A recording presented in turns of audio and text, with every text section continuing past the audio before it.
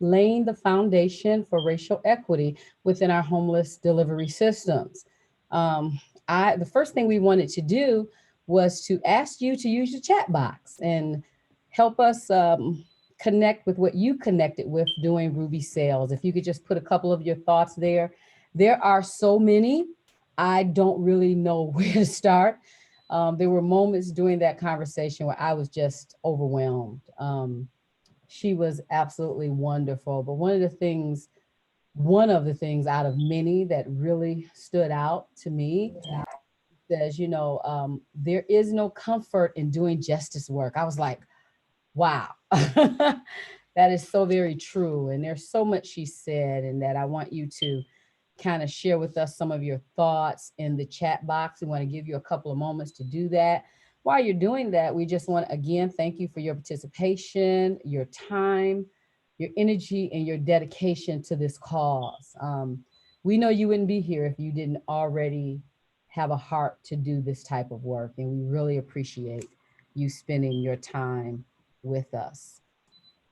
I did it again, but I promise I'm going to get better. We're going to move on.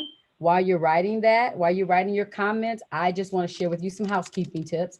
If possible, since some of you were possibly on for Ruby sales, you probably already know that we've asked for you to phone in if at all possible.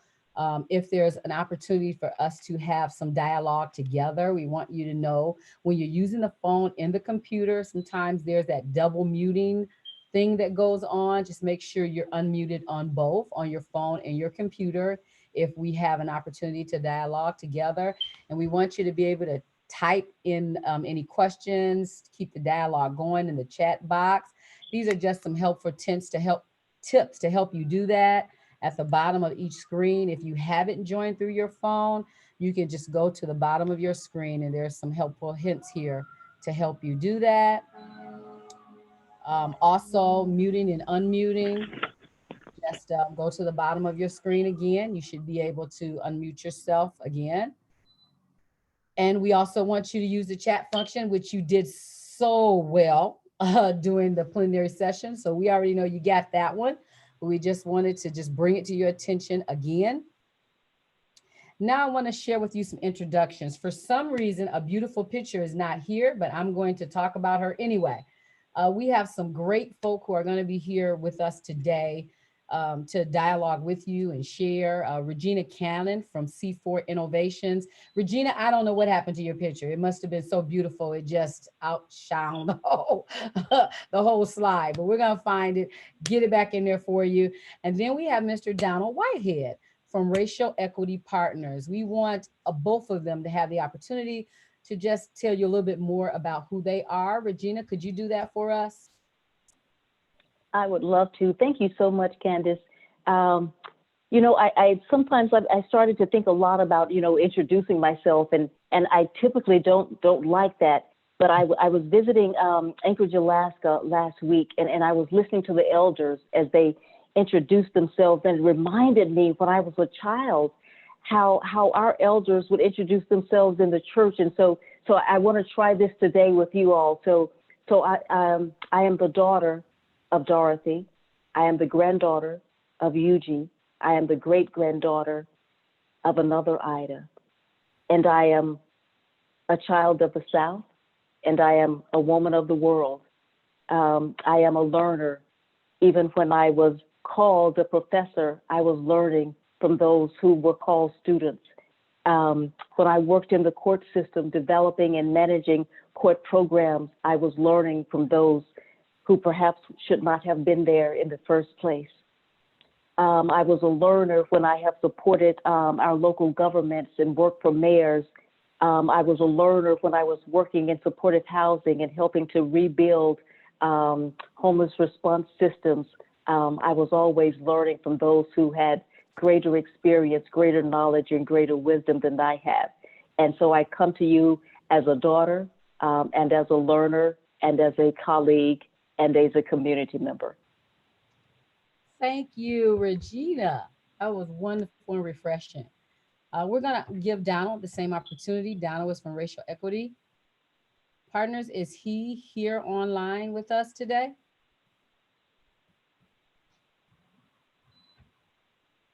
Well, I know I spoke with Donald earlier today. We'll check and make sure that he's not having any difficulties getting on.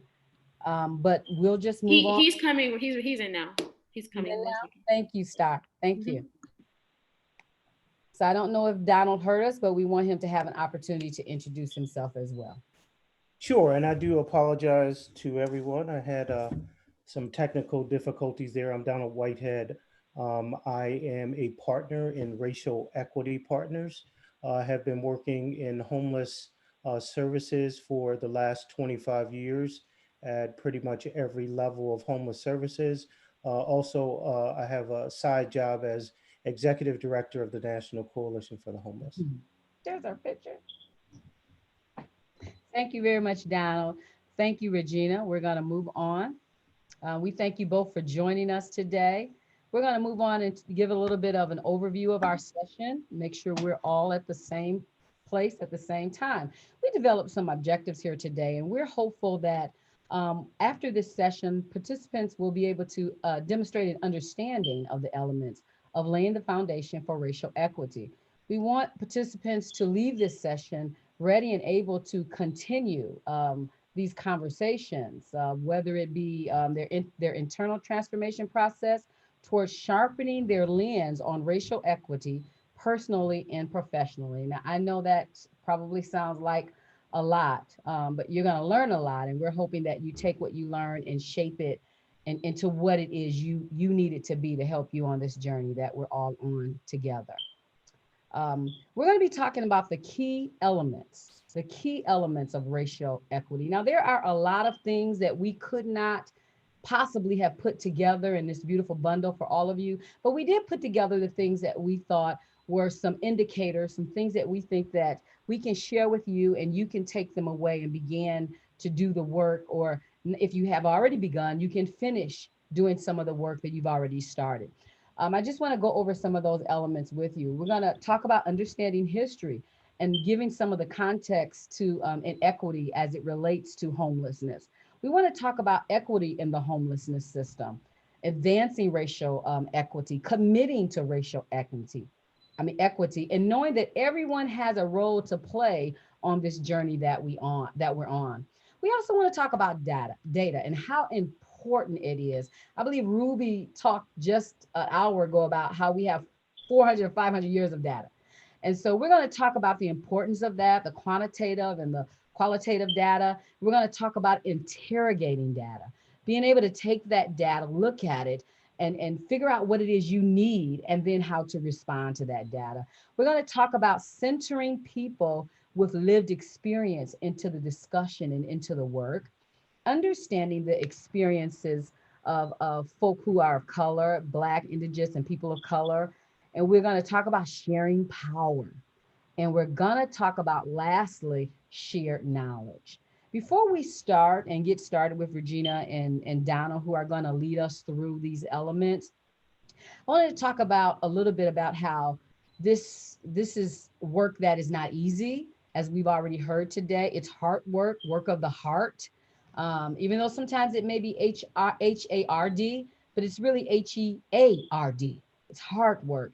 And no matter where we start on this journey, some of us start at different destinations. The key is just getting to where we're going. It doesn't matter where we start and all the who puts what first and what comes second.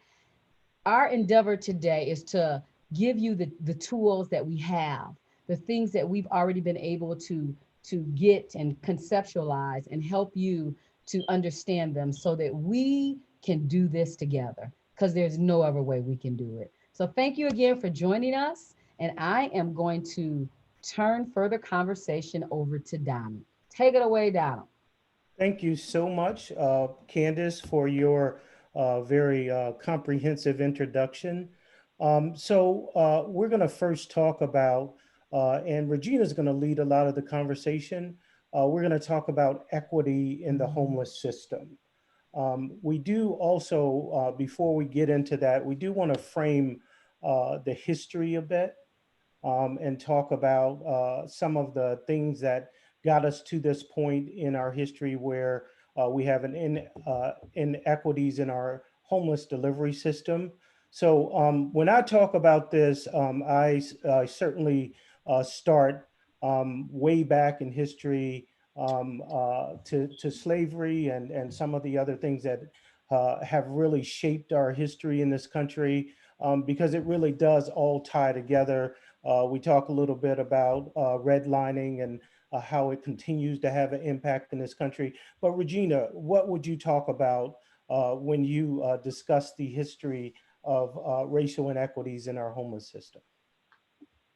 Oh my gosh, Donald, I almost hate to say anything. I'm still sitting, with Miss Ruby Sells and how she talked about it and brought us all the way from, 400 years of data, and the Holocaust and the stolen land and brought us through today. So I'll sort of pick up, just perhaps in just this last century or so and talk a little bit about the fact that homelessness does not happen in this vacuum. As Ms. Sells said, that this is because of systemic racism throughout centuries, throughout decades.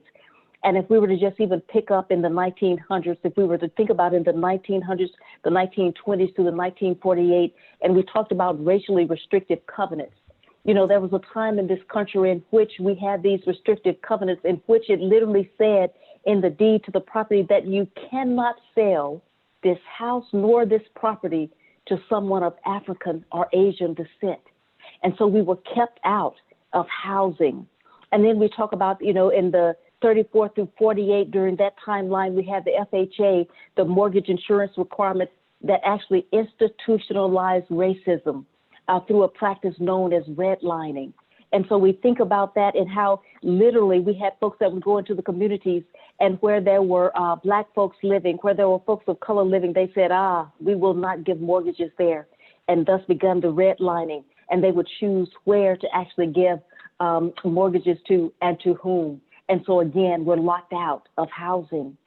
And then we had the time between 48 and 68 where it was declared unconstitutional to have racially restrictive covenants.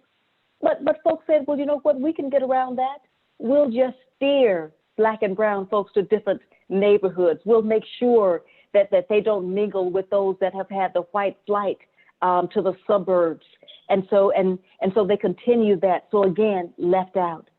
And then we had the 70s through the present time where we've had the disparate impact of local land use regulations. I'm sure all of you thought for just a moment, think about that, the land use in our zoning and how sometimes we have minimum lot requirements. So they knew that Black and brown folks that we had been relegated to low-paying jobs for many years. And so when we saved up and got enough money to buy the house, then all of a sudden we had a lot requirement too. And so again, pushing us out of that. So all of those kinds of zoning requirements, of zoning against multifamily, so many Black and brown folks, indigenous folks are renters. And so that was a way of keeping us out of certain neighborhoods. And then from 68 through the present, what I'd like to call our garden variety discrimination, where you have Black and indigenous and folks of color being shown fewer homes and told about fewer listings, ask more questions about their qualifications, required to give a 24 to 48 hour notice before you can even get in to see a house. And then, Donald, you know what, when we're sitting at the table to actually get the loan, they give us a higher loan rate, even if we have the same credit rating, give us fewer discounts. And so that's how I would begin to position this whole notion of houselessness, this disproportionality that we see. It did not happen overnight. It did not happen happenstance. It was by design.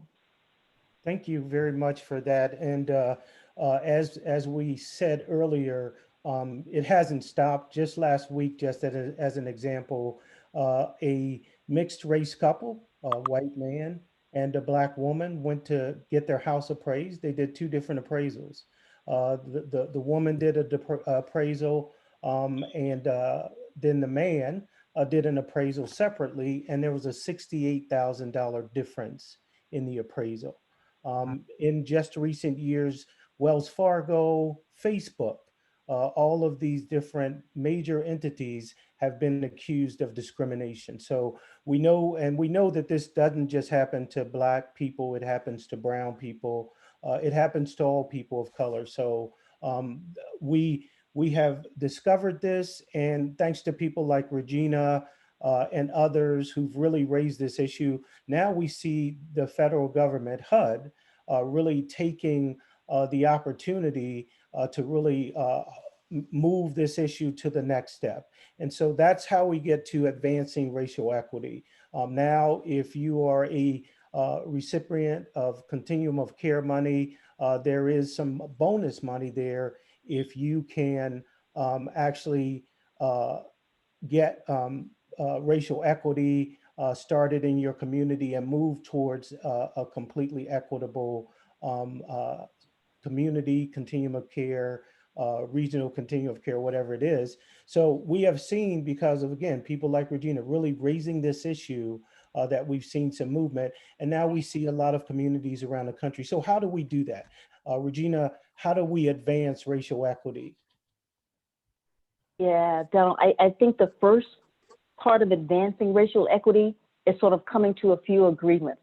And I think one of the first agreements is the willingness to actually interrogate every part of our homelessness response system, to hold nothing back, to have no ego or identity tied to any part of it. And then I think it is to actually define what we mean by racial equity, to put a vision out in the world to say, this is where we're heading. And then to understand that we cannot nibble around the edges, that we must go at the systemic part of racism, the systemic racism that is embedded within our homelessness response system. And I want to just stop there for a moment, because, see, I understand that every single person that is on this call today, we went into this field because we wanted to make sure that everyone had not just a house, but a home and could thrive. But see, here's the deal. We all grew up and were socialized in this country. And so even in a system in which we're doing our very best every day to help folks, there's some systemic racism actually in the very bones of the system. And so to advance racial equity, we need to understand that they're there, that systemic racism is there, and that we're open to interrogating it and understanding that we've got a set of vision that says that everyone needs to have exactly what they need to live in a place that is safe, that is stable, and in a community in which they can thrive. And I would just add to that, Regina, that everyone includes people that are not traditionally in your continuum of care, groups that are outside, religious groups, the groups that are working on racial issues in a broader context in the community, the legal community, the faith-based community. When you make that commitment, it's very important that you include those other agencies.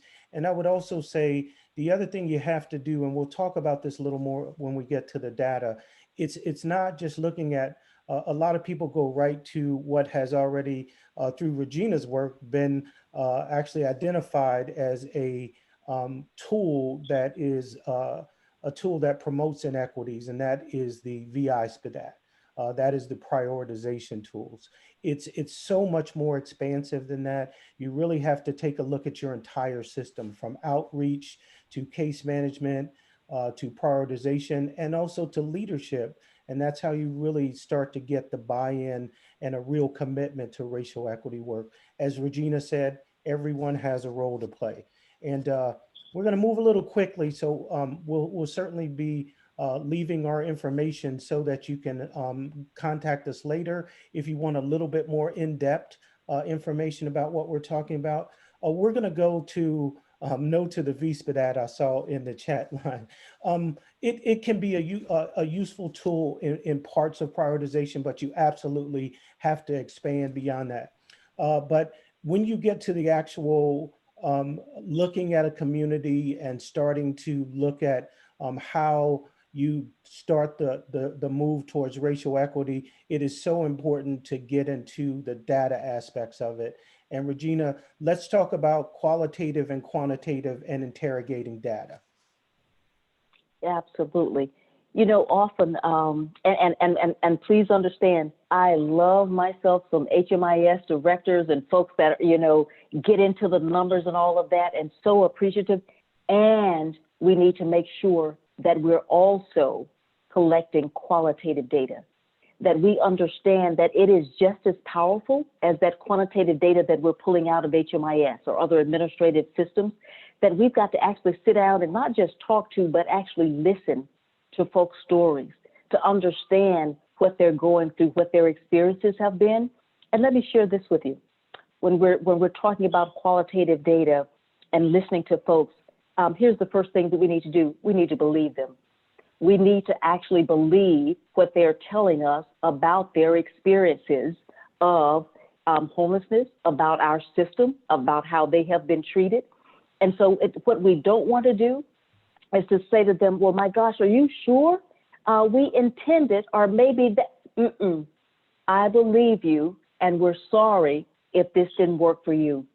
I believe you, and I'm sorry. Those are really the only responses there. And so if you're saying to yourself, well, gosh, this really isn't matching up with my quantitative data, what I'm pulling, don't question the person with the experiences. Question your HMIS data. What is it that your HMIS data is not doing? And that's when we began to talk about interrogating that quantitative data. And so what is the data telling you? Are you able to see the greatest inequities? Are you able to look across your system and get a sense of where your outreach workers actually going to? Are they going to all of the places in the communities that are quote, quote, deemed unsafe, but unfortunately which Black and brown folks are living? Is your data telling you how you are assessing folks in a way that is either equitable or inequitable? Is your data telling you how many folks are getting into the kind of housing that's most appropriate for them? Is your data telling you if whether or not you're matching folks to the most culturally responsive services? Is your data telling you how many folks are returning to homelessness in 6 months? And all of this data, of course, being disaggregated by race, by ethnicity, by gender, and the intersection of all of those demographics. And what is your data obscuring? What are those big numbers that you keep looking at and you said, yes, we've got this thing. It seems like we've got about the same number of folks that are in our permanent supportive housing. So I say, well, that's really wonderful. But how long did it take the Black and the brown folks to get into that permanent housing? Are we obscuring the fact that maybe it took so much longer because there was discrimination of landlords? Did it take a little bit longer because there was some implicit bias playing out in our own homelessness system? What is your data obscuring? And then stepping back for a moment and saying, what do we already know about the racial inequities in our system? What do we know that's already playing out? We can look at our leadership. Do we have a completely white leadership group in the C-suite and only the frontline workers are Black and Indigenous and people of color? We already know that there's a racial inequity because that sets the tone for what you're looking at, for your objectives, for your statement, but for who you are in the world. So what do you already know about racial inequity in your system? And then, of course, where are you seeing those greatest inequities in both the qualitative data that you're collecting as well as the quantitative data? And then, how are you getting to those conclusions? Is it just one or two people sitting in a room and going through the data and analyzing it? Or are you bringing in a representative group, those folks that are behind the data, and asking them to say what they see? Because here's the deal, with different eyes come different perspectives. And so what we think may be a conclusion or how we're getting to something, if we put this data in front of those that are actually living this life, as Ms. Ruby Sells was saying, we perhaps will get a different perspective. And then, and only then, when we've gone through that kind of interrogation of our data, then we can ask ourselves, what more do we need to know? Thank you for that overview, Regina. And just want to respond really quickly to what I think is probably the part of the chat that is most frequently asked. And that's really, what are other communities using outside of the VI SPDAT? And that is a great question. And I don't know if anybody has developed a tool that's perfect or even much better than the VI SPDAT. And but they have developed systems that allow us to look at other data and connect it to the VI SPDAT. So people have done composites that incorporate data from the criminal justice system, data from health systems, Regina and I worked on a project in Orlando where we did that, and we were able to get additional data. But there isn't a perfect tool out there, and that probably is one of the most important messages that we want to get to you, is that it isn't about the magic bullet prioritization tool. That's not gonna move you to racial equity. What you have to do is a system-wide overview. You have to look at every part of the system. The VISPADAT is very important, but even if you get the best tool in the world, that's not going to change your equity unless you look at the rest of the system, from intake to placement in housing, to the leadership in your particular organization. What we find in the data a lot, especially when we do key informant interviews and actually talk to people, is that there's an imbalance in who's working in programs. Typically, the people in leadership in the program tend to be white, and the people who work on the ground are people of color. And so in order to get more equity, we have to look at who's actually operating programs and who's actually leading programs. And also, as a segue to our next portion, we have to get the voices of people with lived experiences involved. And so we'll go to the next slide. This slide, centering people with lived experience. So Regina, we want to talk about some of the strategies that have been utilized to center people with lived experience in this process of achieving racial equity and in the process of affecting the end to homelessness overall. So if you want to talk about that. No, would love to. You know, I love this quote by Glenn Martin. I use it often. Those closest to the problem are closest to the solution, but farthest from the resources. And so we want to change the last part of that quote. We want to make sure that those folks that have lived experience of homelessness and of our system and of our systems, that they're the ones who are actually designing and driving. And it's from every single part of it. So let me give you a couple of examples. Let me just even go back up to this tool, this VISPADAT tool. You see, the problem with the tool that is inequitable at its very bones is that it is not actually capturing the experiences, the true experiences of everybody. And so that's why we want to move away from just replacing one bad tool with another one. And we want to look at a whole process.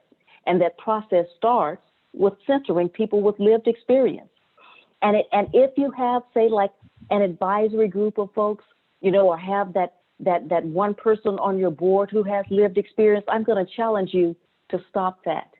I'm going to challenge you to make sure that those with lived experiences are sitting at the table from beginning to end, from conceptualization of your program or redesign of your program, all the way to evaluating it and figuring out how to revise that.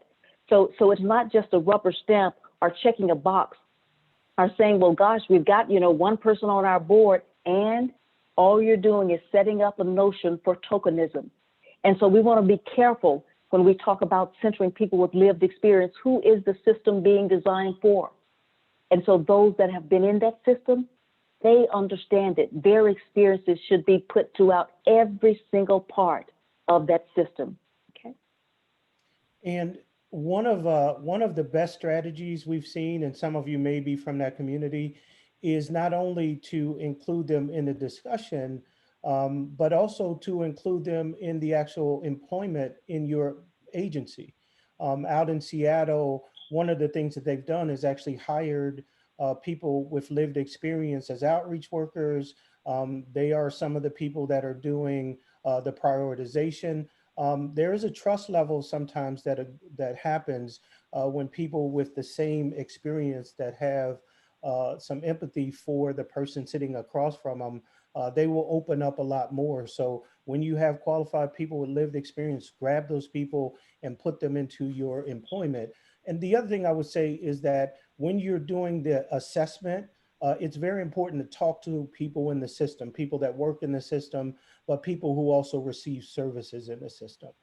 Very important to include them in your assessment. So the next thing we're going to go to is understanding the experiences of Black, Indigenous people of color. Regina, you want to talk about that? Yes, yes, absolutely. I want to just note someone was from the chat before we walk into that in terms of compensation. Let's be clear about something. Every single one of us, we want to be paid, right? We got bills, yes? We want to be paid for our skills and our expertise and all of those things. And so I literally have a protest against $5 McDonald's cards. Stop it. Like, pay people for their work. And it is not just the experience of having gone through the homelessness system. That is one part of their life. That is one experience that they hold. You are compensating them for their humanity, for their skill sets, for their talents, and because they have also gone through the system, that homeless response system, and then they can bring so much light to that. So make sure that you're thinking through that when you're compensating folks to do it just like they were consultants, or as Donald said, as though they were the employees. Like, hire folks if this is their chosen field that they would like to go into. Okay. And then understanding the experiences of Black folks and Indigenous folks and people of color. And so let's start with folks that have been served. You know, it hasn't been a really long time when we've really talked about racialized trauma. You see, being a Black woman, I can just share with you that there is a certain burden of racism. And let me be clear here. The burden is not my race or my ethnicity. The burden is racism. And so I think that we want to understand that when we are serving folks that are Black and Indigenous and people of color and all of these different demographics, that they may be walking in the door for your support, for your services, but they may be carrying a world with them. And that we want to make sure that we're understanding who they are as individuals and all of the experiences and the community with which they walk into the door with. And that every single experience that they have, if they say that they are experiencing discrimination, if they say that they're feeling left out, if they say that this particular practice or regulation is not working for them, listen, believe them, and try to come to an understanding of how it can be changed. Okay? Understand something. One of the things when I had the privilege of doing some observation of shelters across the country, and I would literally watch and sort of observe intake. And I watched a young white woman, an intake specialist, and there was a white mom who came in with her children. And she was extremely good with her. She smiled. She played with the children. What can I do for you today? There was a Black mom who came in with her children. And I saw literally the white intake workers, I saw her body language change. I saw her stiffen up. I saw her voice became more clipped. It didn't have the sweet warmth that I know. Think about that. So you're already coming in at the most challenging time in your life, perhaps. A time when you literally do not know where you're going to lay your head and the heads of your children that night.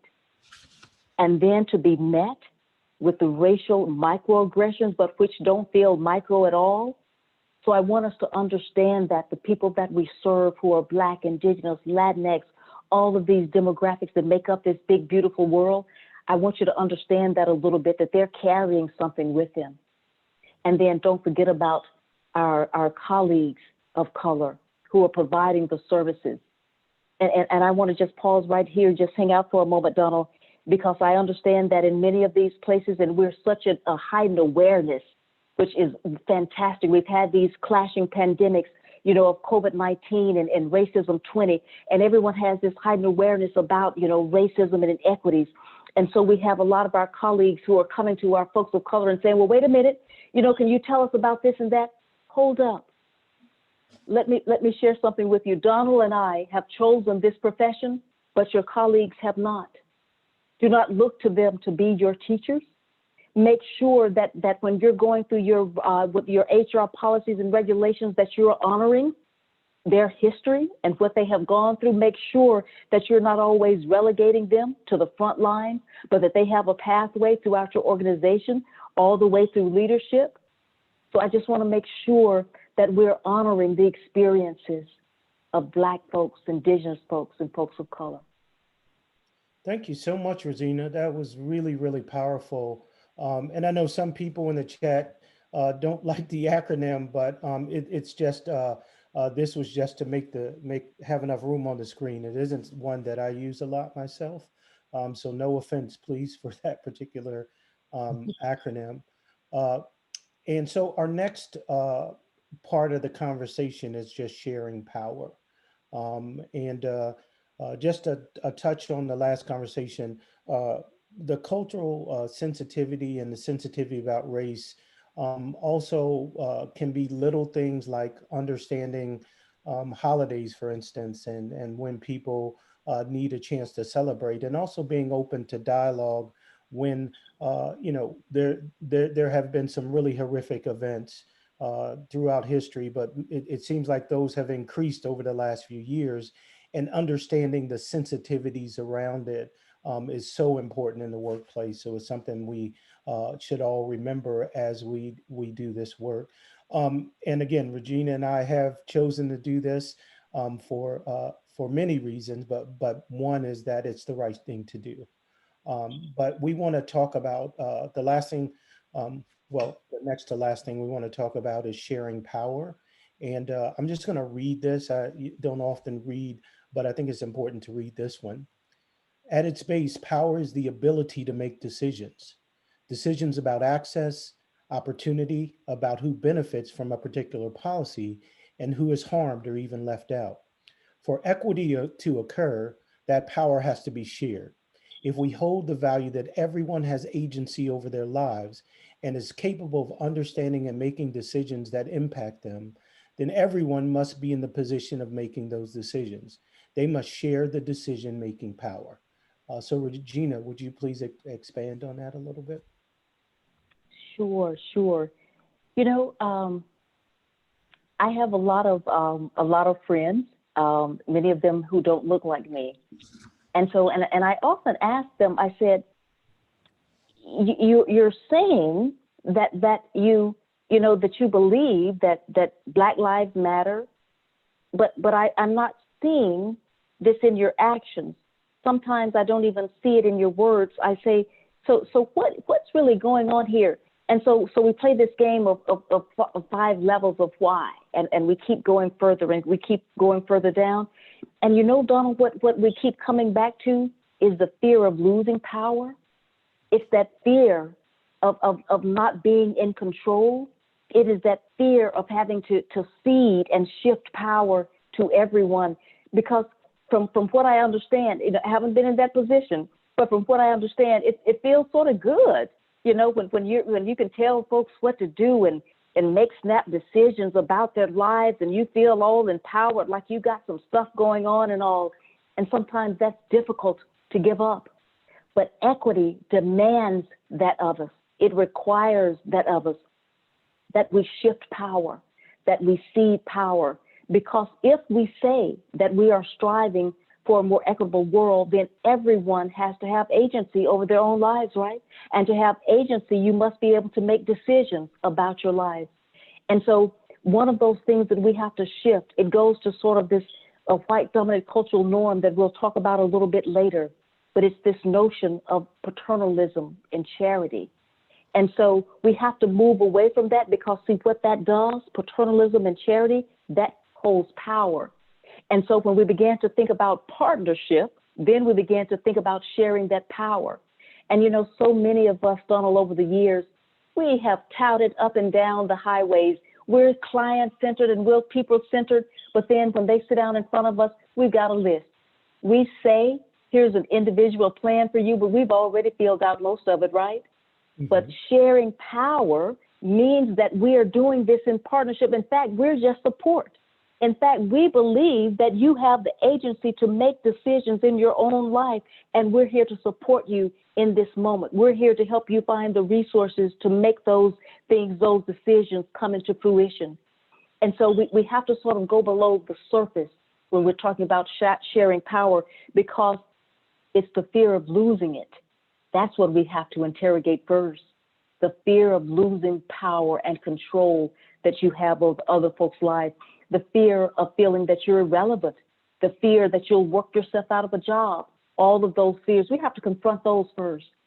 And then we can begin to understand fully how everyone has to step into their own power. Because here's the thing, Donald, if it's not given, it will be taken.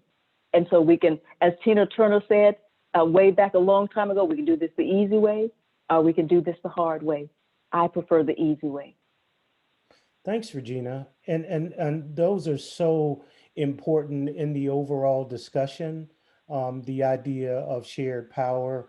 One of the things that happens when we have these discussions sometimes is there is a personalization. People take it personal. People start to believe that you're saying something bad about them. And we're not saying that at all. And we'll get to some of that in the definitions.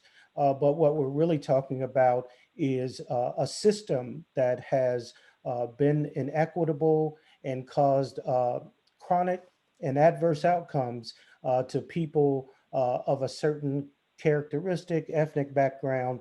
And what we want to do is change it. And the only way we can do that is for people to buy in and give themselves space to allow some of the power to be shared by others. So that is kind of the central idea of what happens when you're moving towards racial equity.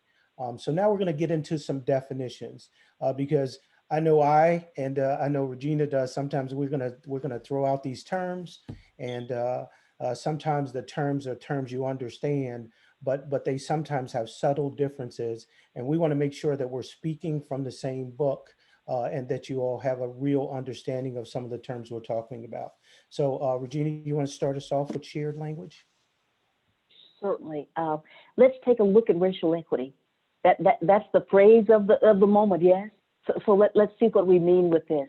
And so when we talk about racial equity, we're really talking about two things. We're talking about racial equity as both an outcome and a process.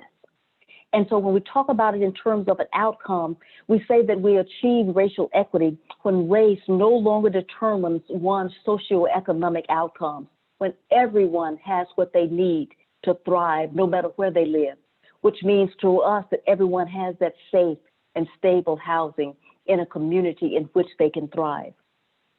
And when we talk about it as a process, we apply this racial equity when those that are most impacted by structural racism and structural inequities are actually meaningfully involved, engaged fully in both the creation and the implementation of the policies and the practices that are going to impact their lives.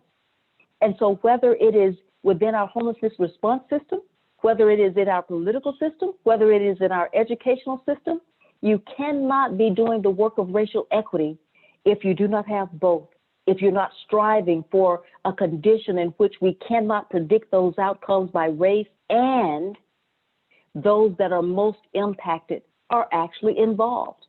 And that goes back to every now and then we'll have that, advisory board, of those with lived experience, or we may have those one or two, Black folks or brown folks in the C-suite. That's not racial equity. It has to be fully representative. So think about that in two ways, an outcome and a process, okay?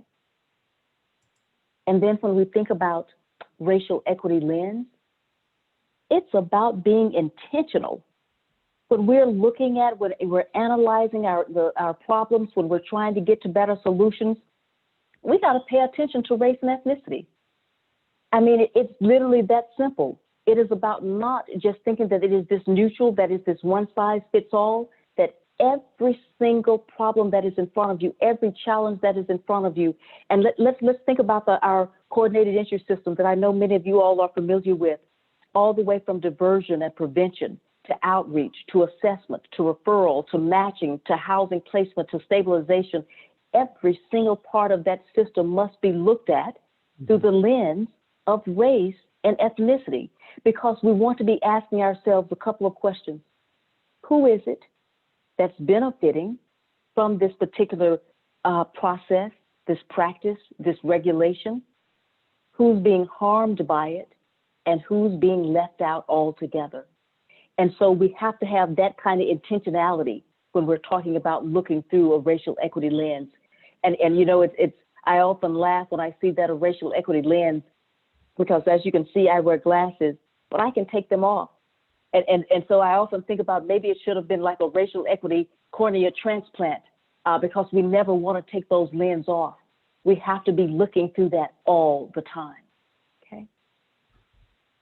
And then when we talk about the white dominant cultural norms and characteristics, okay, so everybody take a deep breath here because we're about to go deep. And so to Donald's point, we're not judging, we're not pointing fingers at one person, we're talking about a whole system. So see, here's the thing, I want you to just think back for me a moment, because I know that there's a lot of pushback and people say, well, what do you mean? White dominant culture norms, isn't this just American norms and all of that? Well, here's the thing. When we began to think about cultural norms, who do we hold as the norm in this society? Who is everyone else compared to? You know, the late, great Toni Morrison said, when we think about who's American, we think about white people and everybody else is just hyphenated. And so because those that were in power, they were able to create the norms. They were able to create those systems that benefited them the most. And so that's what we mean by those white dominant cultural norms and characteristics. So let me give you a couple of examples. We talked about one earlier, paternalism, and that an alternative to that is partnership. There's another one that we talk about often, the avoidance of conflict. How often have folks of color walked in to have a conversation, or those that we serve to have a conversation? And yes, there's some passion in our voice that we are righteously upset about a few things, but we're trying to be stuffed into this box of politeness. You see, understand something. I don't need to be polite about justice. I need to get justice. But that whole cultural dominant norm that says, you know, we're going to avoid conflict at all costs, that even if we have to not be honest, even if we have to, you know, just sort of rub things over, it's okay. No, it's not okay. So that would be another example of that. We have a white dominant cultural norm where we talk about being transactional versus being transformational. And so in a transactional relationship, think about this. When we're sitting in front of someone that we're serving who has given us the great privilege of coming to us in their great time of need, and we want to support them, a transactional relationship, that dominant cultural norm, that means that we're typing some stuff into our computer on HMIS and we're going down the list.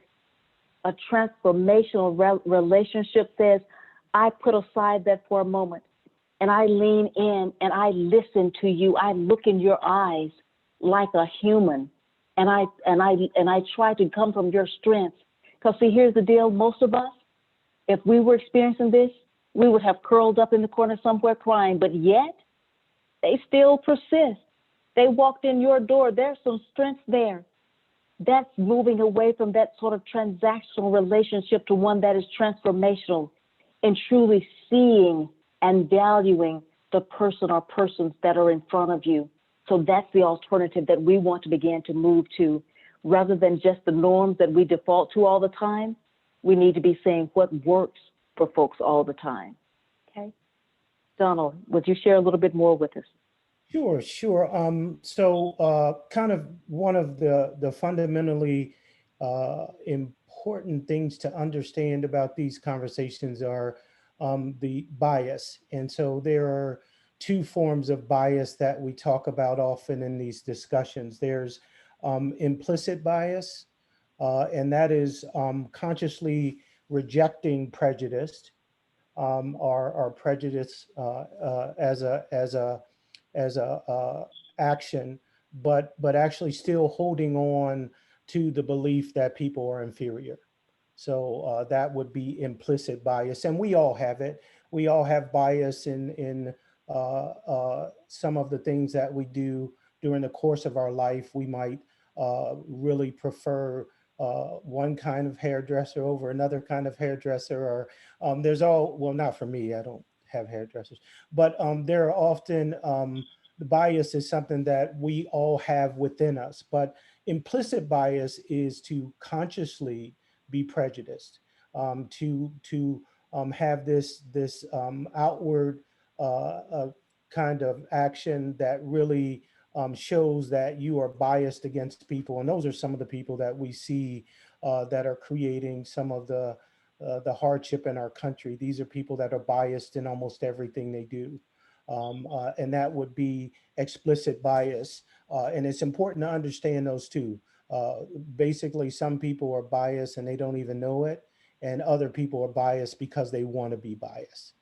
Um, and then with cultural humility, that's really taking the opportunity to understand another culture in a humble way, to really get to know things about that person's culture and to understand the differences between your culture. And it does really require active engagement to really fully embrace and be humble about the understanding of another person's culture. The other thing that I think really gives people the next definition, I really think this is something that to me is fundamental to understanding this work, and that's the three levels of racism. So what we've talked about in the course of this particular workshop has been structural racism. And there are a lot of examples of understanding structural racism.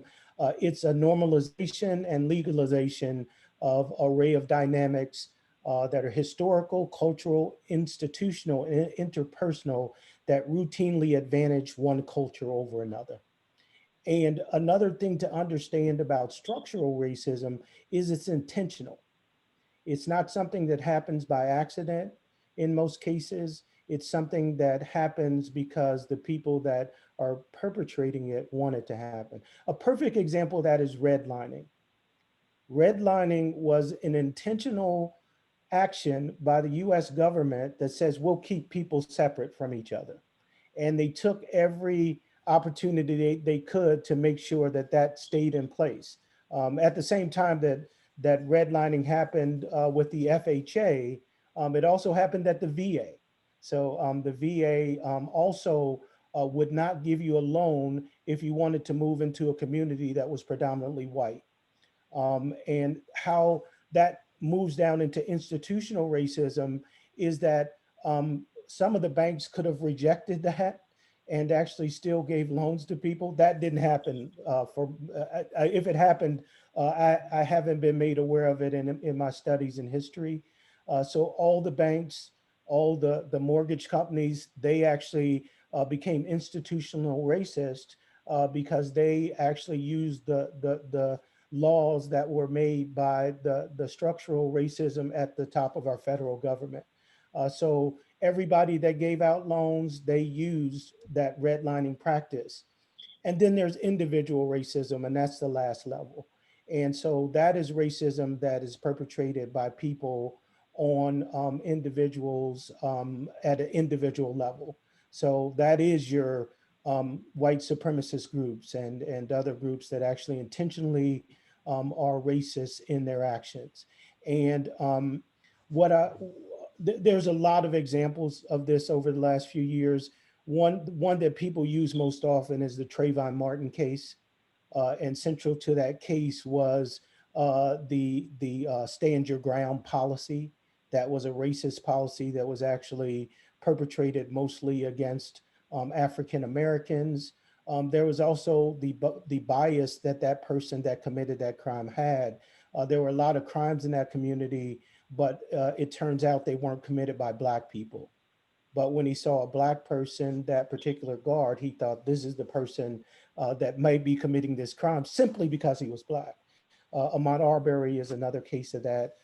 And the one we really like, so we shouldn't avoid these actions over the past year and many years before that. But I think George Floyd really brought this to the forefront because you actually got to see a person lynched in on live TV. And the way that perpetrated, the way that actually in this construct of structural racism, the Minnesota Police Department had for years been accused of bias, and the records show that they were biased in their treatment of African Americans. But then the officer that actually committed the crime was a trainer. So he continued the institutional racism, and then he himself had 18 complaints. So it was a system that never addressed that, and continued to perpetrate that. Now that's very different from what happens in our homeless system. With our homeless system, there is some institutional racism, and this may or may not be intentional. And then there may be some individual racism, but certainly I don't think that it's an intentional structural system. But I do think that some of the decisions we've made have been racist in nature, and some of the tools we've used. So we have to confront that. I know that's a long explanation of the three levels, and certainly want to give you some examples. And anti-racism is actively being a ally when it comes to addressing and confronting issues of racism. Ibram Kendi, if you read his books, How to Be an Anti-Racist, I do encourage everybody to read that book. What he says is there's no in between. You're either a racist or anti-racist. If you're not actively involved in addressing issues of racism, you are a racist. And you wanted me to spell his name. Ibram is Ibram, and it's X, and it's Kendi. Ibram Kendi. I actually have a copy of the book, and I can show you. And certainly if you email me, I have a list of readings that I would encourage people to look at. But those are some of the shared language that we use. Those are some of the terms. There's a ton of other terms that are used in racial equity work that I would encourage you to look at. There's a lot of really good reading material out there that really frame it. We can do a lot of framing in an hour and a half, but certainly we don't get to everything we really need to get to but I do appreciate this overview over a 3-day period to really unpack a lot of these issues. And hopefully we're giving you the idea of how you can do this on the ground. And we give you a basic understanding of all these concepts. So we'll go to the next slide. Donald, if you'll hold up, I saw some questions in there. If we can just go back to the shared language slide. I was checking the chat as you were sharing. And I wanted to bring out something. Oh, sure. And at 3 yes, o'clock, someone, all of your questions. someone mentioned in the chat, they were talking about implicit bias, and they said, that's the way our brain works. And I wanted to go back to that because that's exactly right. I think that a lot of times when we're talking about implicit bias, explicit bias, here's the deal. The brain does what the brain was meant to do. And so it takes in all of that input, all the way that we were socialized, all of those things. The input is coming into us, 11 million bytes of information any given second. And we've been receiving this input ever since we could take in stimulation, ever since we could take in information. And so that literally our heads do not explode, it does what it needs to do, which is it starts to sort that information into categories, and it starts to make these different associations. So the problem comes then when we have been taught, when we have been socialized and given all of these negative stereotypes about Black folks, about Indigenous folks, about other folks of color. And so that when our eye sees them or we hear that that's who's in the room, we make that kind of negative association. And so we pull a little closer because we associate, a Black man with being violent or criminal. And so the first place we look for when something is missing would be a Black or brown person. And sometimes it becomes out of our awareness. But here's the catch. I don't want that to be an excuse for us not to do something about it, to not to interrupt that implicit bias, because it plays out every single day in our homeless response system. And so how do we actually begin to look at that and interrogate that is that we have to do our own self-exploration. We have to acknowledge all of the stereotypes and the negative associations that we hold about folks. And that's a scary and hard process to really sit down and acknowledge that this is what we were thinking about people, and to go through that process. But see, that's where cultural humility comes in, as Donna was sharing with you, because, cultural humility can begin to mitigate some of that implicit bias. You know why? Because the cultural humility, it is not only listening to the other person and understanding their culture, it is first listening to yourself and understanding what your culture is. It is understanding what your beliefs and your values are about yourself and the group that you identify with, as well as other groups. What do you actually think about them? How do you actually have those kind of interactions with them? Because see, if we don't do that self-exploration first, we cannot walk into a conversation in a humble manner because we're carrying all of our own identity and ego with us. And so we're going to filter what we're hearing through that if we have not truly understood the values and beliefs that we're holding.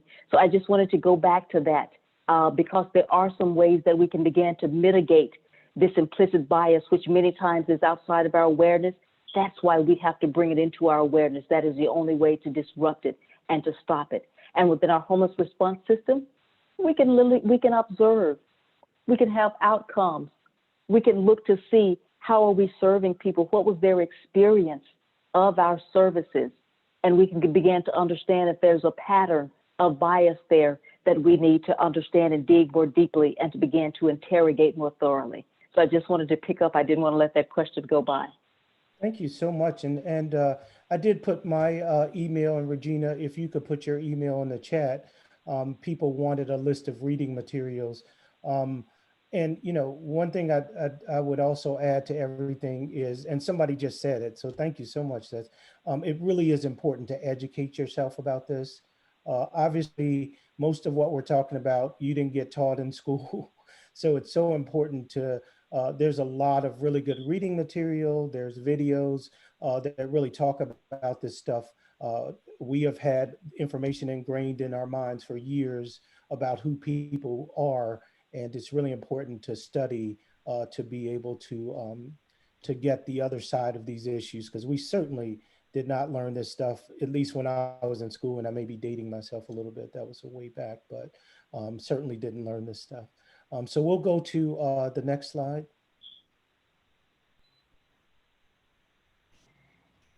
Thanks, Donald and Regina. We still have a couple of more moments before reflections if you wanted to give any last remarks, or if there are any people who actually have a question for Regina or Donald. We have a couple of moments where we can actually spend some time in that area. Yeah, there was a ton of questions that were in the chat. We would love to have people talk. But there's over 350 people on the call, so that might get a little messy. So if you just put your question in the chat, we'll try to address it, and we'll start it at this point. I know there were questions before, but we'll start from now and try to, if you had a question earlier, please just resend it in the chat. What was that? Go ahead, Star. I see a question from Angela that says that research that she's found suggests that implicit bias training doesn't help. How can we address implicit bias in our organizations? So that's a great question. Regina, you want to take a stab at that first? And Absolutely, and there are a couple of schools of thought around that. Whether or not, you know, having implicit biases, whether that actually works if you have this implicit bias training. What seems to have worked in most of the research is literally that don't try to stifle it. Like, we really have to begin to acknowledge that we have these biases, that we're holding certain really negative and sometimes ugly stereotypes about people. The way that we can think about it within our homeless systems, actually talk to people who are experiencing our services, because we can see a pattern of what's going on. Have your friends, your colleagues to actually hold you accountable and to do observations of how you do your work. Actually look at your policies and procedure. What has slipped through when you thought, my gosh, this is just a basic old problem. I mean, a basic practice or policy that we're putting together. But if you were holding something in your mind, a stereotype, have you written that policy in a way?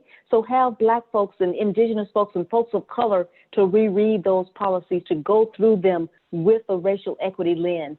So I would offer three things there: to do some self-exploration, and I know that it will be hard, but go ahead and sit with yourself over time and say, what stereotypes do I have about people? Do I pull away? What do I think about? Because see, here's the thing, we otherize even those that we are to serving.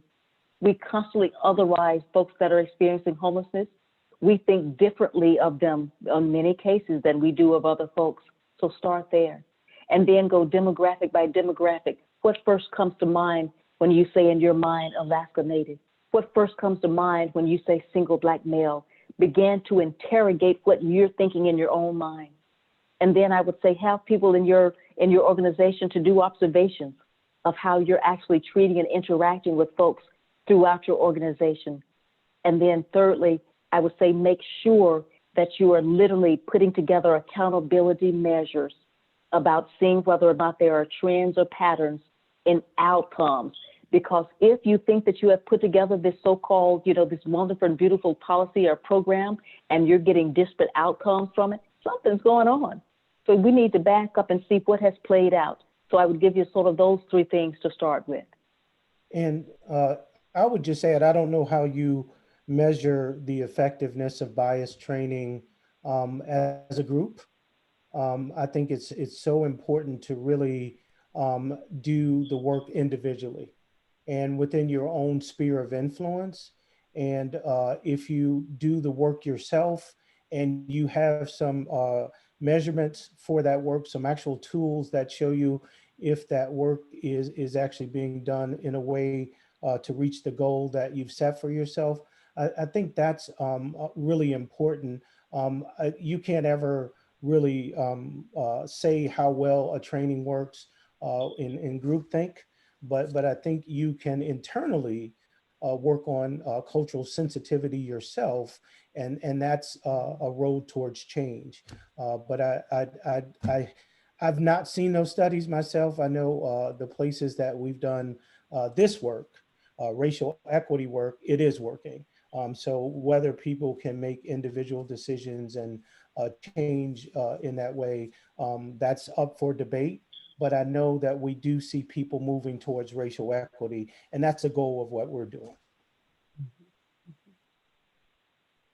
Were there other questions that you saw, Star, that you want to highlight?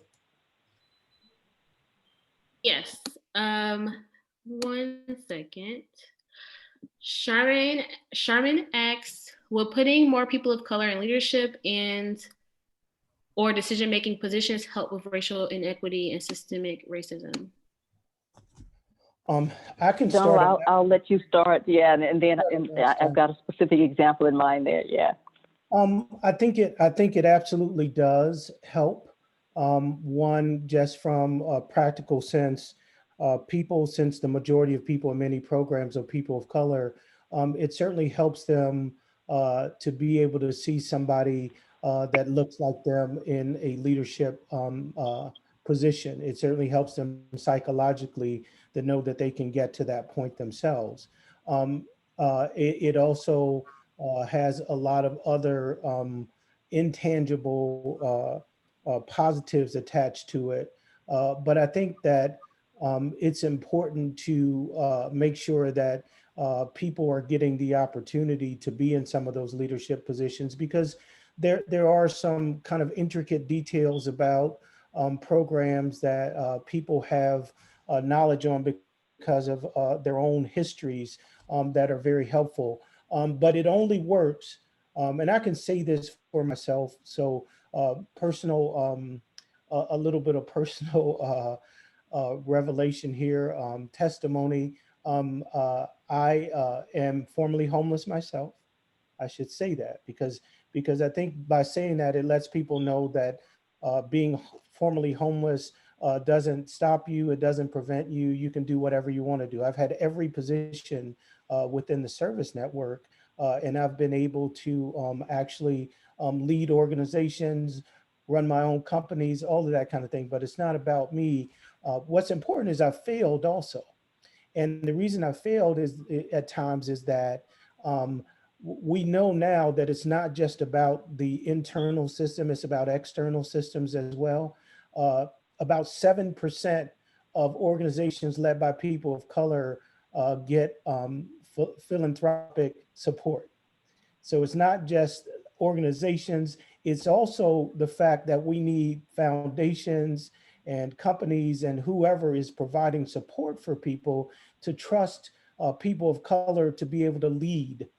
So it's bigger than just having someone in a position. It's actually having someone in that position and being given the kind of support that they need to succeed.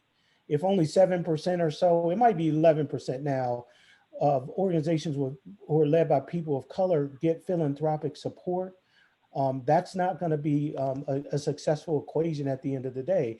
So when I talk about the whole system, I'm not just talking about the internal system. I'm talking about people that give organizations funding, people that support organizations through collaboration.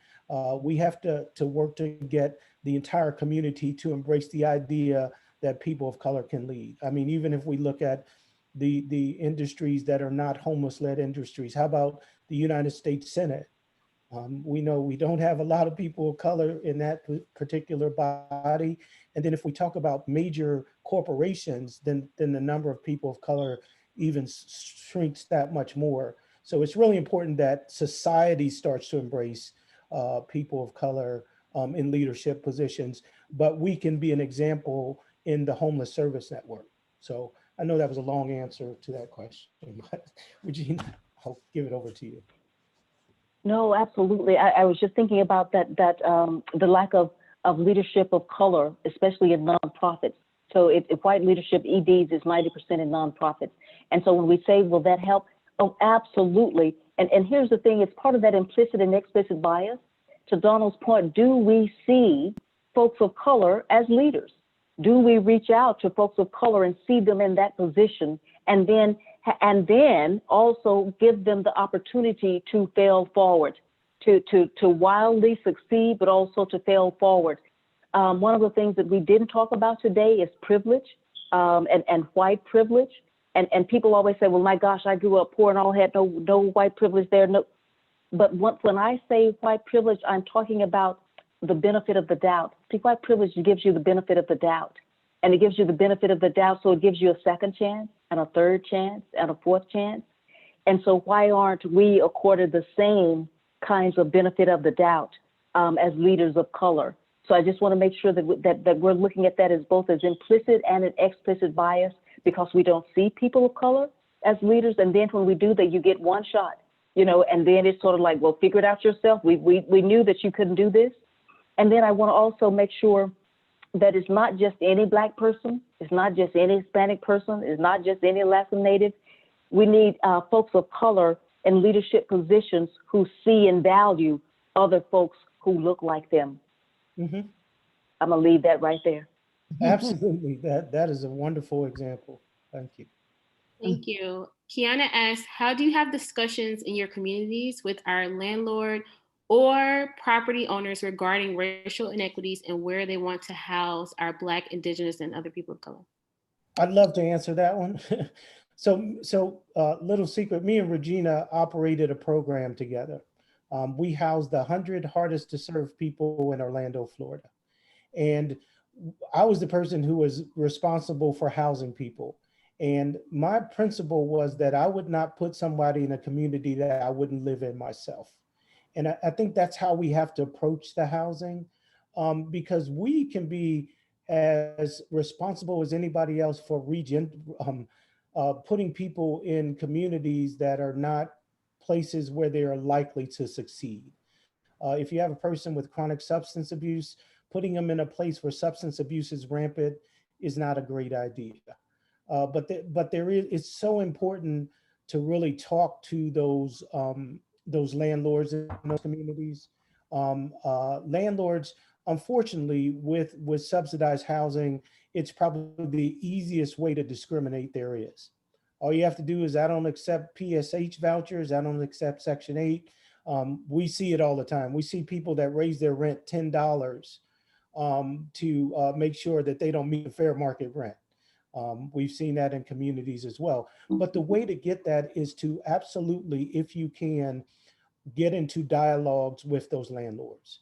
So one thing we used to do is we'd have landlord summits, and we'd have people who've experienced homelessness actually tell their stories, because there are so many stereotypes out there. We have to figure out a way to overcome them. And I always made the point that if you get a regular renter there's nobody there that can case manage that person, that offers them some support to be able to stay in that housing. So having those real discussions with people, but it is also our responsibility to follow up and make sure that that people we are actually making sure that people are following the rules in the housing. So often people get abandoned at the housing unit. They get put into a housing unit and they never see a case manager. So those of us that have oversight, it's so important that we take on that responsibility and fulfill it. But there are so many discussions that we can have about that. We could do a whole workshop on that. But I think it's so important. We give people choice. So if a person wants to live in a community that's predominantly people of color, that's a community that has family in it, but has those other issues, we have to give them choice. But if we put everybody there, the choice is no longer there. So it's not just the landlords, it's also the people responsible for providing the housing. That is a fundamental responsibility we have to put people in decent, safe, affordable housing in places they can succeed. So I'm sorry, again, I get on tangents, Regina, so it's your turn. No, no worries. You all can tell the reason that Donald and I are such good, such a good partnership. See, Donald is the really nice and thoughtful one, and see, and I'm loaded for bear, because after we've had these landlord summits and breakfasts, and we did, when we were working together in Orlando, and we've been over backwards, and we're trying to encourage folks and all this kind of thing, and then I'm like, well, all righty then. You don't want to do this, then there is also a legal system. And so we're going to look at our data and see whether or not that there has been a pattern or a history of discrimination against, of vouchers or against Black folks. Are they getting evicted more often? Are our Latino brothers and sisters getting put out more often? Are you not making sure that their apartments or their units are being kept up? All of those things.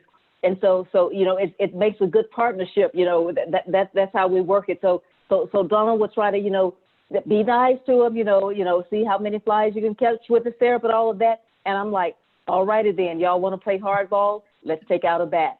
So, but do know that you have different options in how you go about, I'm teasing folks, working with your landlords, and we would be certainly happy to provide any information that we can.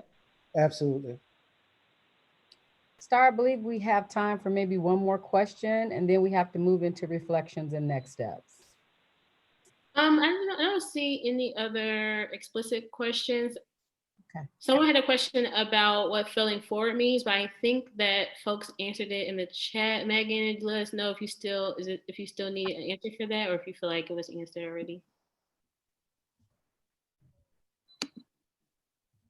Yep, Megan said she's good. So I think we are good. Okay, if I had $1 million, I would share it between the two of you.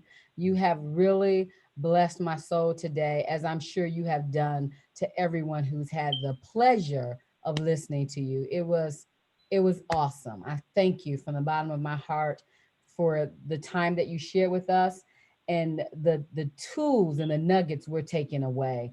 I'm just wow. That's really all I can say. I thank you so much. I have a goal, everyone. There are 339 participants. I would love to have upwards to 90% of folk take this survey. Please get out your phones, take a picture of this and give us a survey. We really care about what you think. Again, we can't have data that's absent of you, the people who are actually doing the work. We need to hear from you. And this is a great opportunity for us to begin to analyze that data, analyze your thoughts, what you've thought about what we've given you today. What else is it that we need to give you? We want to be able to do that. So while you are all doing that, I would just like to, again, say thank you. I would like to, I don't want to move, but I got to move. So has everybody had an opportunity to take that picture? You got those pictures out? We're always camera ready. So I'm hoping that we've done that. If not, I'm going to move on one slide and I'll come back if I have to. but I want to move on to just talk a little bit about our next steps. I want to let you all know that I know that some of you have already begun this work. You've already begun it. You are knocking down barriers. You are barrier busters. You're doing a great job. But there are some who may are just now getting started. We want you to know that we're together with you in this journey. We are on the same journey. And we want you to know that we are lockstep with you, hand in hand, arm in arm.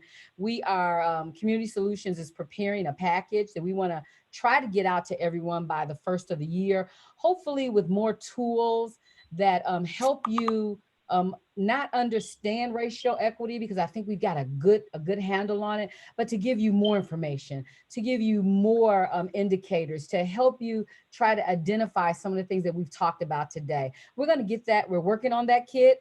We're looking for folk like Regina to help add some context into that kit, and we're going to make sure we get that to you. So stay tuned for that. We are not leaving you in this journey. We are with you 100%. So I was trying to figure out, okay, Candace, how do you be awesome and close this session? So I started looking for awesome folk who had awesome quotes. And I found one by Martin Luther King. And he said, injustice anywhere is a threat to justice everywhere.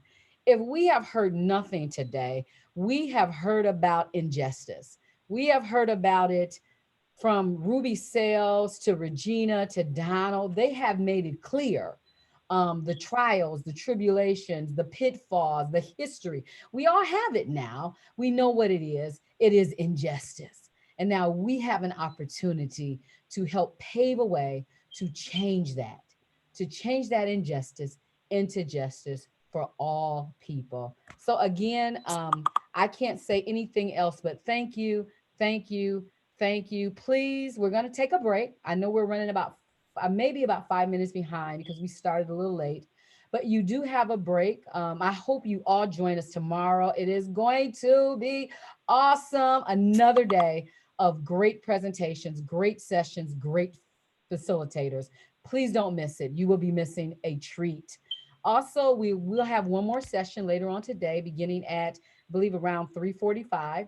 And as Garen said to you earlier today, it may have switched names, but you should have received something from one of us, from someone at Community Solutions Built for Zero, telling you where to log into, where to go. Now we get an opportunity to talk to one another about everything we've heard today and the commitments that we have already made or will make towards racial justice in our community.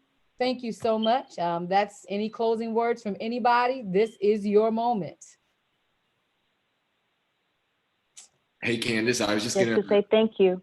Oh no, I was just gonna say if anyone's feeling confused about where to go next, well, a few of us will hang out here on the line and help get you to the right place. Great session, thanks. Thank you for all the really warm comments. You guys are amazing.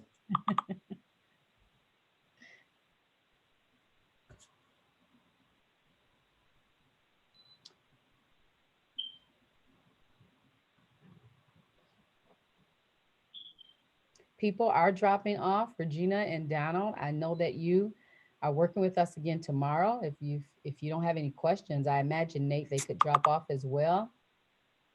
Yes. Thank you. Hey, Nate, I'll put Thank something you all in the so chat much. for you. I want you to look at while other people are off.